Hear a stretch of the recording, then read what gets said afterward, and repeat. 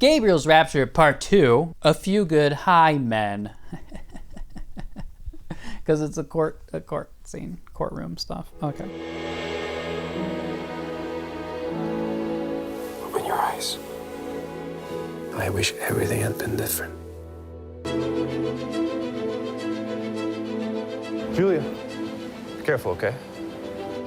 It is alleged that your client engaged in a sexual relationship with one of her professors. And we waited until the semester was over before we became involved. No, you didn't. I'm the fuck buddy. Just how much trouble are we in? Codswallop! Gabriel! I have a strong gag reflex. Love can be easily killed. Gabriel! I don't know why babies die. This is my life! My dream! You promised me you'd never fuck me. I can't lose you. So here are my predictions before I watched it. The whole BJ plot from the first one won't come up because we got to save that for part 3. That's my prediction, which is wrong because it doesn't come up in part 3.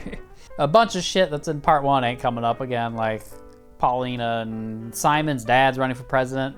That's probably not coming up. This entire film, part 2, is centered around the teacher-student. They get caught. They're gonna do like investigations and courtroom scenes and who's testifying and oh, they found this email. It feels like somebody saw The Social Network once and they're like, oh, we can do that. So the movie opens. He's like not trying to get her to move in with him. He's just like making her like, you live here now. And she says she's not ready to live with him. So she wants to go back to her like shitty apartment. I guess I live in your apartment now because there's no space whatsoever. So that's a drink. What are you doing? Keeping you warm. Abusive, controlling, manipulative. One of them is controlling. Clingy. It's clingy is what it is. She says she never would have pegged him, you know, so that's interesting. You don't need pajamas. So that's a drink. I would never have pegged you. They're both in therapy now. Quote, I almost forgot to wear pants. I do not remember the context for that quote, but I wrote it down. Then the day I defended my dissertation, I almost forgot to wear pants. She runs into Paul, her grad student best friend, and he sees the bite mark on her neck. And it's the first time he's seen it. Wait, really? Is that the first time? Because she got it at the beginning of movie 3, and now we're at movie 5. So it was like, we've gone like 2 whole movies and he hasn't seen her. And this is supposed to be like her best friend, basically. And he assumes that it's like her boyfriend must be an abusive asshole. I'm not an abusive asshole. If you need help getting away from him, I can help you. You're not a damsel in distress, despite what you might think. I never said you were, but you deserve better than be someone's punching bag. I never treat you like that. What does this bitch want? Does she want to be protected? Or does she want to be like, I'm not a damsel. Anyway, I'm a frigid bitch, don't love me. So there's this old lady professor. She's the one who says, continue. So she's like Julia's advisor, but now she's getting recruited to Harvard. But like Julia's also getting recruited to Harvard. It's like Harvard's doing a lot of recruiting in this movie, all right. I would rather dig the Panama Canal with my fingernails while suffering yellow fever. Harvard just called. They want me. We're starting up the long distance plot, which again is not long distance. It's, well, like theoretically in the future we might become long distance. So let's worry about it now. But I haven't decided whether I'm going to accept their offer or not. What's to decide? Long-distance relationships are difficult. Lots of women will try and take my place. I have applied for a sabbatical. And if that doesn't work, I can take a leave of absence. I can't let you do that. Your career is here. My strategy at all times is we'll burn that bridge when we get to it. 23 minutes into the film. Would you like me to take you to Belize for Valentine's weekend? Okay, so that's some dollar signs, so that's a drink. He was doing some sneaky working late, but hiding it from her. And we're like, oh no, what is he doing? Something wrong? This is sneaky. He's doing something suspicious. That night you were working late in your office, you were hiding what you were doing. Writing messages to Paulina, whatever. Turns out he was applying to a job at Harvard so that they wouldn't be long distance. Again, long distance. Oh, maybe he'll apply for a job. This is a plot.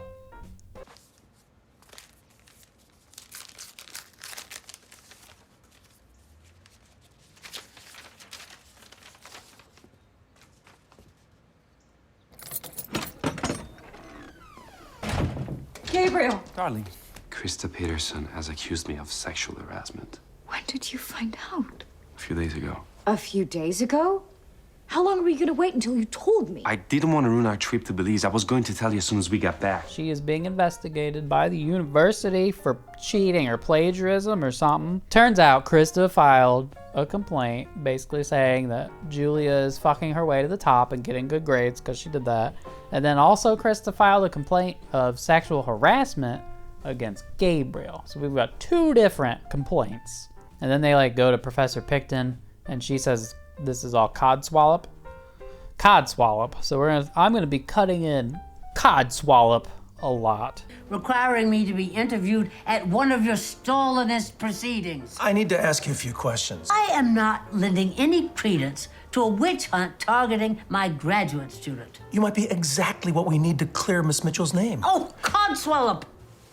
Anyway, we go back to Belize and he's feeding her mango, so that's a drink. And then she's kissing. She's like kissing down his, and it's like, oh, the BJ plot's coming up. She's gonna try a BJ again. She kisses down his stomach and like starts undoing his belt, I think. And then just comes back up and doesn't try. So that plot's gone, I guess. We do get a little French vanilla, which is they go and like have sex on the beach, sort of. But it's like not in public, but sort of like theoretically they could have been seen, but they aren't. And then like she gets sand in her vagina, I think. I wrote down salty bitch gets sand in her vagina. I don't think that was a plot point, but I did write it down. I don't want the sand to scorch your skin. See how we fit together? We're a perfect match. Like, we're a perfect match because my penis perfectly fits into your vagina. Oh my god, this is such cringy crap. Like, fucking Jesus. Really problematic to me. This idea that like the key to love, I suppose, is that your penis is the perfect shape. Codswallop! What happens if it turns out her cervix is tilted and his penis is crooked and they don't quite fit together right? I guess you guys can't be in love. You can't be soulmates. Sorry. This could fuck people up. Again, this is why Tosca Musk is always single. Nothing's gonna measure up to this romance bullshit. Basically, here's what I'm saying. There will be a situation where a woman who is not very sexually experienced, you know, drinks her red wine and reads these books and thinks this is how the world works, reads these books, meets a man. It actually happens. She meets a man. He doesn't have cool, dirty talk about St. Thomas Aquinas, but when they have sex, it's like just slightly awkward, and she's like, oh, I guess we're not soulmates, and then like breaks up with him. We didn't fit perfectly together like puzzle pieces. Instead of standing around and talking about Krista's ugliness, we should fight her with something stronger. Like charity. They have sex in a pool. I counted 13 pumps in this sex, and then he apologizes for premature ejaculating. So I guess I can say that he premature ejaculates at 13 pumps. So if you want to know how many pumps it takes, 14. If you get to a 14th pump, it's not premature ejaculation, I guess. I'm sorry. You're not gonna lose me if you fail to give me an orgasm now and then. It also is, it's this assumption that as soon as a man orgasms, it's over. It's just like, oh, it's done. Because we're having all this like romantic vacation. We're talking about our parts fitting together perfectly. Just hours of edging. And so we get to the sex and it's like 13 pumps. Well, we're done, obviously. But he does apologize. You can't do some hand stuff now. You guys can't wait a few minutes to go again and do something else.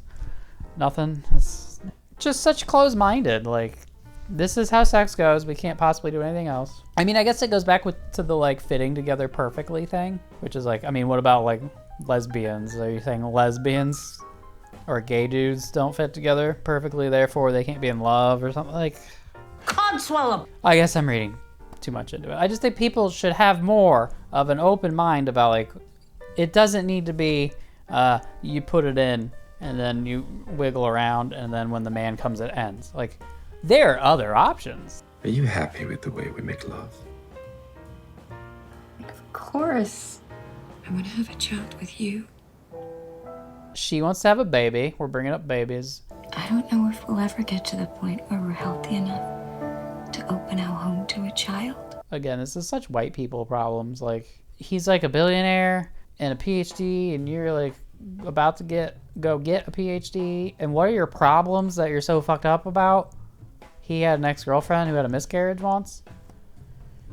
I have a strong gag reflex. Like, oh, I guess we should never have kids. We're so fucked up. Oh. Julia meets with her lawyer. I met Professor Emerson when I was 17. So again, we're doing a flashback to that. I think every movie has shown it. Maybe part 4. Maybe that one didn't show it. I had a nightmare. I was in the orchard. Have you ever had a sexual relationship with one of your professors before? No. If you're a victim, then they'll only pursue him. I'm not a victim. And so if it's not truly consensual, if he's harassing you or something like that, he's in big trouble and you're good. But if it is truly consensual and he wasn't harassing you or anything like that, then you're in trouble for fucking your way to the top and trying to get better grades. So you're both in trouble. So there's this pressure for her to blame the man and say he's harassing her. Women are pressured into saying that men are coercing them. Anyway, this happens a bunch of times where they're like trying to get her to admit that it's not consensual. They're trying to get out of her that he was harassing her. And then even when she's very insistent that it was consensual and she's into it and there was no harassment, there was nothing wrong, it was all purely consensual and great, they're always like, well, she's being coerced, it's a power dynamic, so she can't even consent anyway, or she's delusional or something like that. And it's like, feels like it's trying to take down the Me Too movement a little bit. Anyway, it strikes me as like feminists are butting into a situation and trying to tell the victim that she's a victim even though she's insisting she's not a victim. Very erotic. So then we get the big threat, which is that if she gets in trouble because of fucking the professor to get better grades, then that'll put a hold on her grades, and then therefore she can't get into Harvard in the fall. Until this matter is settled, you and Emerson need to cool it. Don't be seen in public together. Don't talk about what we discuss. Here's the big development. It's back to a will they, won't they? It's dirty to be seen together, so we have to stay apart. We're gonna go back to months of edging. God damn it. So there's this bad, like, professor man who's, like, on a witch hunt, I guess. Quid pro quo, quod erat demonstratum. Nemume impune lacesset, Dr. Eris. So I went back to the original Twilight fanfiction, The University of Edward Mason. It's like identical. Like I went back and I read some of the like cherry popping scene. It's basically identical. Like I'm looking at something that's been adapted twice. Like Twilight fanfiction to a book, now to a movie. It's not different. It's basically we Control F, replaced some names. But that's not how these meetings work. I ask the questions. So I was trying to figure out, like, who's running this investigation? Like, is this the Human Resources Department? Is this the head of the English department? I discovered that this investigation witch hunt thing in the Twilight fanfiction is being run by the Volturi Committee, which I didn't know what that was. I looked it up. So in Twilight, Volturi is a vampire coven, which is secretly controlling Volterra Tuscany since the time of the Etruscans. They are regarded as royalty by other vampires because they have lived for over 3,000 years and ensure that vampires remain a secret from humans. This is like the vampire illuminati, basically. And the evil professor, his name is Arrow, and that's Michael Sheen's character in the Twilight movies. Apparently he can read anyone's thoughts once he has touched them. You would give up your life for someone like us, a vampire. A soulless monster. Just get away from him. After one of these meeting things, Gabriel punches a wall. Gabriel! So that's a drink. Very normal, classy dude stuff. There's discussion after discussion of, like, Krista alleges that Julia banged her way to a good grade. Krista says Gabriel was sexually harassing her. Oh, but Krista's complaint didn't consider this. Oh, but Krista said she wants to be Mrs. Emerson. And oh, wait, Paul heard Krista say that. So now we have like, oh, what about, would this witness tell that Krista was saying this about Gabriel? Oh, but did Professor Martin hear this? Did Krista tell Paul that she heard that Simon said, that Jeremy said? And then we make this like interesting, I guess, by having them undressing during it. When Paul and I had coffee, Krista was bragging about how she was going to seduce you. And Paul heard her say this? It would be best if you didn't talk to Paul about this. She was flirting with you and you scolded her. I could tell Professor Martin that. That's why you need a bubble bath. So let's invent a fake legal strategy. Again, it's just a courtroom movie, but it's not in a court. It has nothing to do with college that I can tell. I've never been investigated and had to deal with this kind of shit in a university setting. I mean, obviously in other settings. But none of this seems accurate to me. Anyway, Gabriel then sneaks into her apartment through the window. They have steamy sex, and it's very passionate sex, but he doesn't say I love you during it. And she takes umbrage.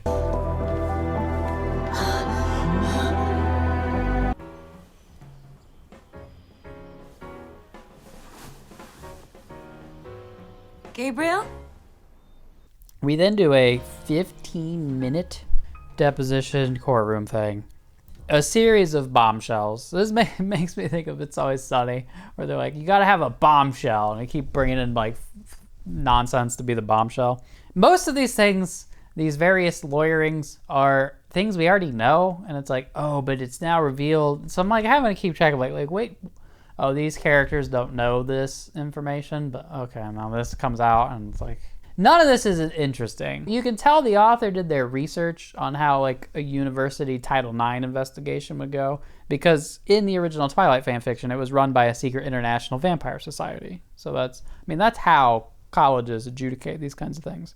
Exactly what is the evidence for the complaint and who is the complainant?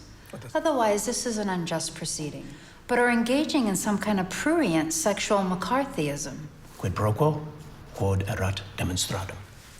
This meeting is over. We don't give in to threats. We don't threaten. We adjudicate. My advice is that you file a harassment complaint against Krista Peterson. Then the university can hit you both with a fraternization charge. So why is filing a complaint against Krista arguing she targeted me maliciously? Krista has threatened the university with a lawsuit. The dean has suspended Julianne's grade. Her transcript will be incomplete until the matter is resolved. Codswallop! Anyway, we then discover... Fuck's sakes. Paul! You know him? Filed a complaint last year against one of my clients. You were Professor Singer's attorney. Sex. So we add to the list. We've got another sexual harassment complaint being made. We're up to 3 now. Like, good lord. Julia and Gabriel insist that they waited until after the semester to do anything, right?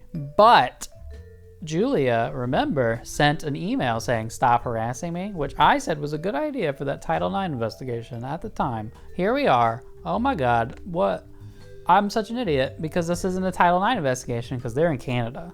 Dr. Emerson, stop harassing me.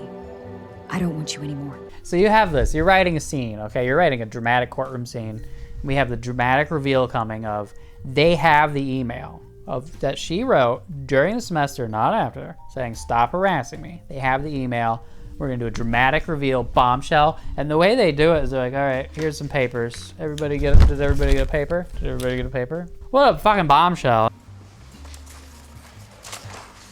It is completely out of order to surprise us with documents that weren't mentioned in the letter you sent to my client. This is not a trial. This is an investigatory hearing. The feminist, I guess, is always like... Since relationships between professors and students cannot be consensual, I move that we excuse Professor Emerson so we can interview Miss Mitchell. And they're like, nah.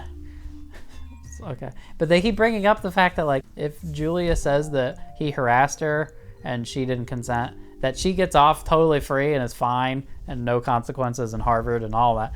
But if he keeps insisting that it was consensual and he wasn't harassing her, that she's going to be in trouble too. So they're just like so obviously coercing a witness and like trying to bribe her basically. And she keeps standing up for herself, and then they'll be like, well, she's still being coerced anyway, so she can't consent.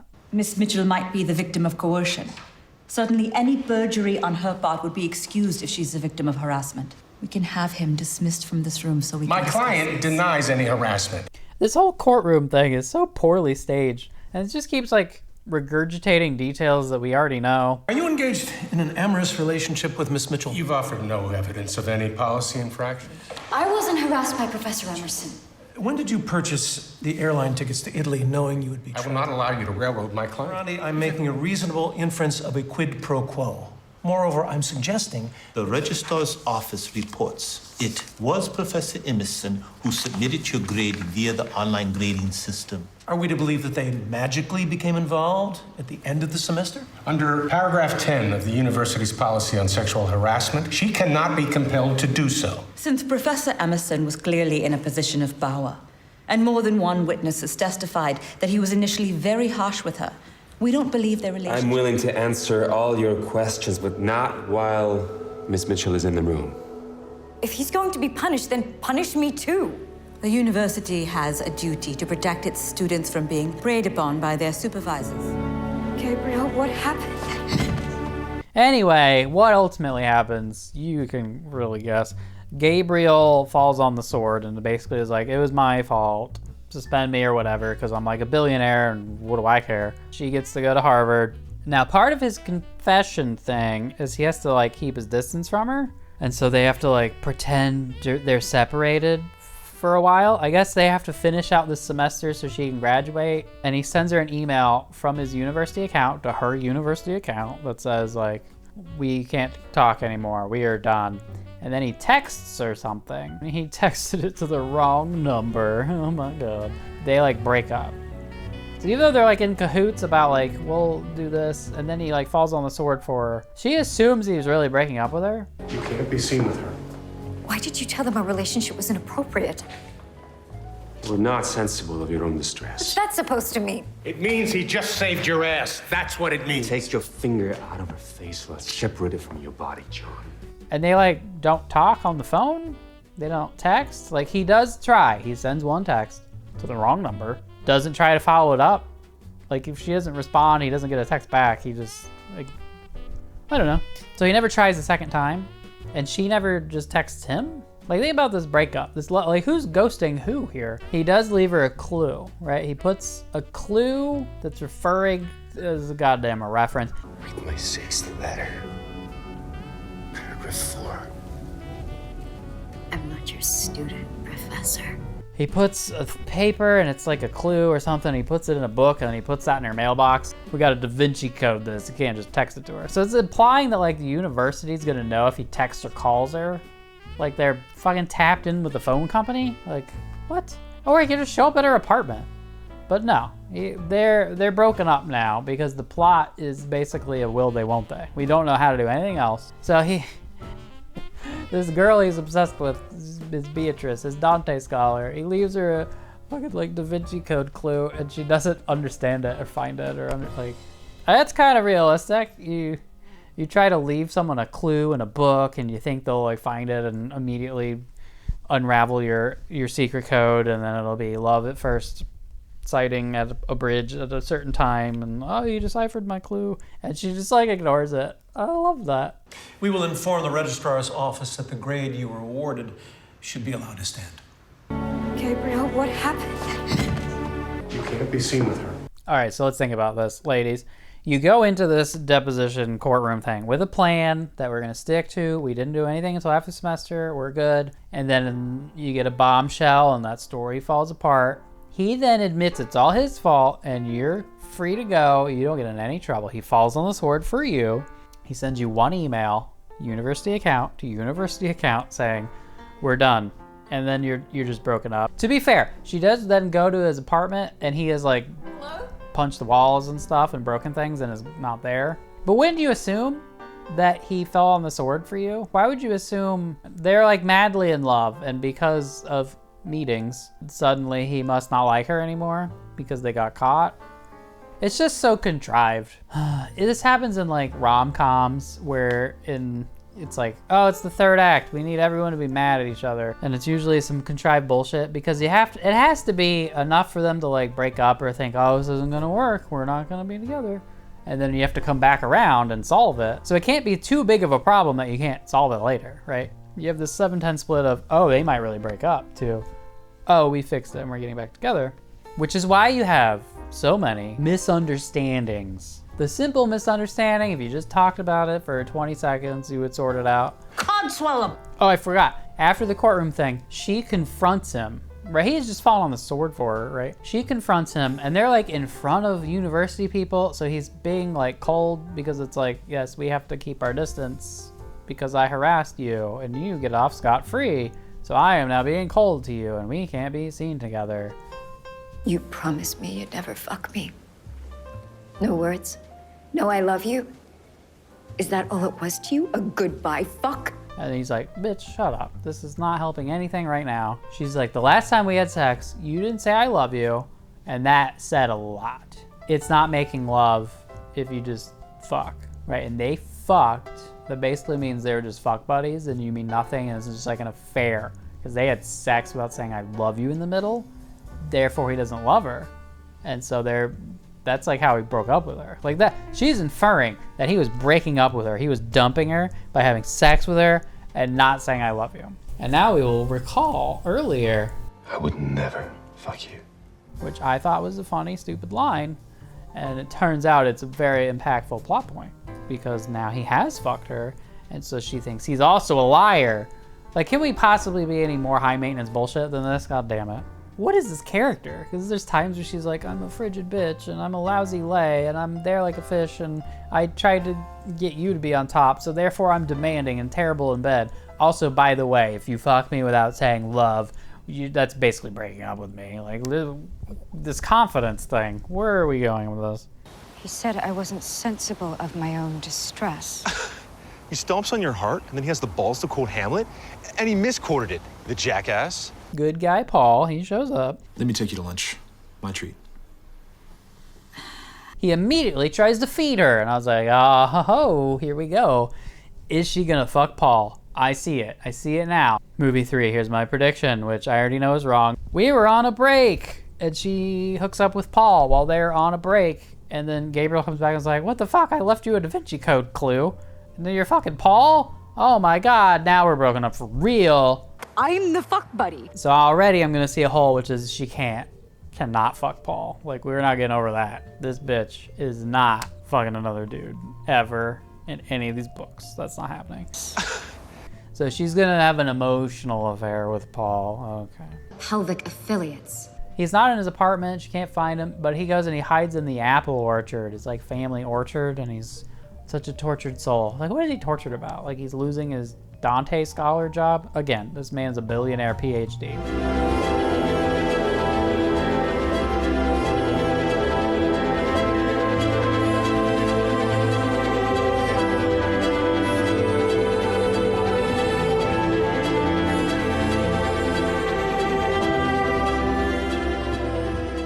I guess he's losing his access to all these undergrads. That could be bad. Why can't they hang out at her apartment or his apartment or at this apple orchard or Belize? I don't know. It's basically inferring that not only is the university tied in with the phone company, but also they just have spies everywhere. They would know if they're hanging out. Like, you're gonna go re-adjudicate this because they get seen by TMZ or something? Like, what the fuck? Drinking game summary. I have 4 drinks for notes. Feeds her twice. $signs 3 times. Only you would buy a frame from Tiffany's. Calls and texts from exes. I have a 0. There's a lot of Paul and Krista trying to tear them apart. So make that a drink, I guess, every time Paul or Krista does a new thing to tear them apart. Gabriel being jealous, controlling, abusive, manipulative. I have 3 drinks.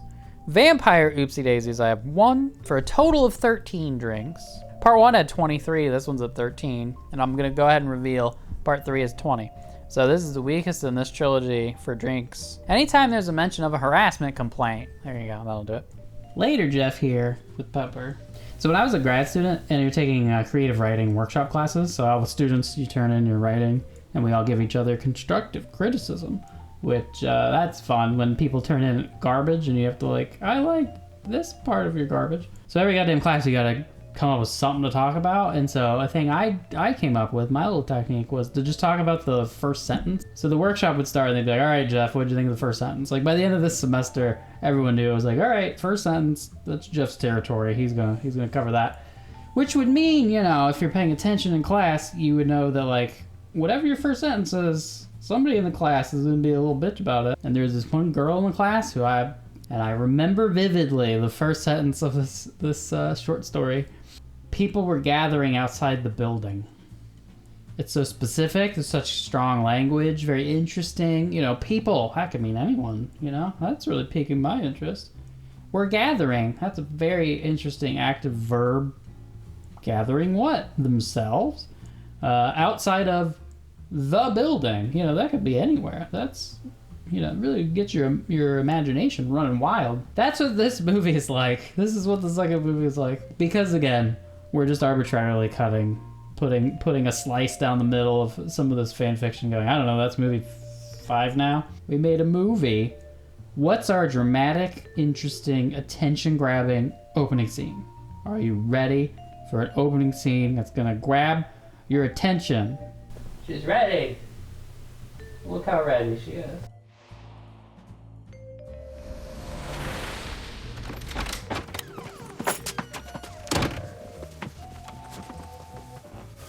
I'll wait while you grab clean clothes. I have to do laundry and work on my thesis. Classes start on Monday. It's freezing in here.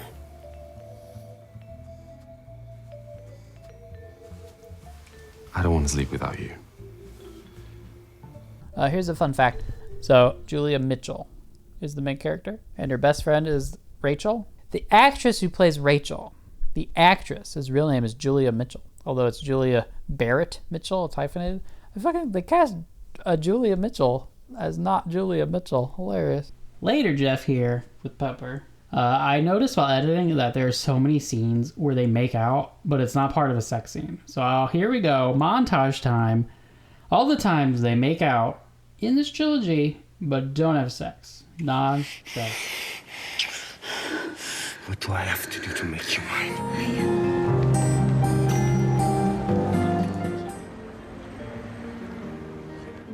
I don't think he...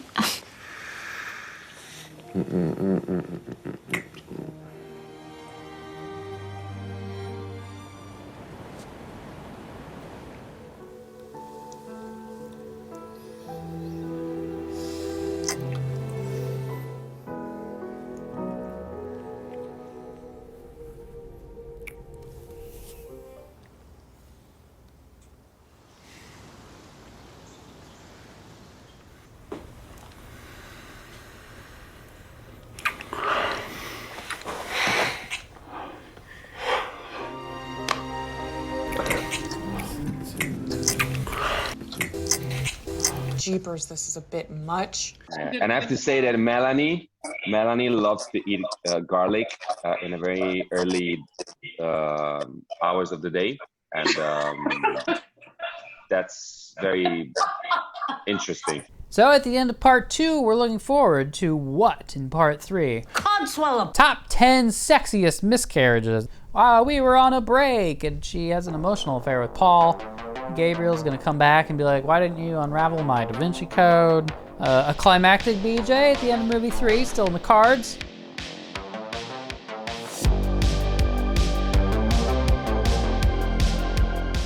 Next, when a cop makes a bad arrest, Victoria must defend a guilty man. I fear for my life. Your client is dirt. If you'd done your job right, we wouldn't be having this conversation. The sparks are flying on an all-new Gabriel's Fire. Next. I almost forgot to wear pants. I would rather dig the Panama Canal with my fingernails while suffering yellow fever. What? Are you hard of hearing? That's why you need a bubble bath. I would never have pegged you.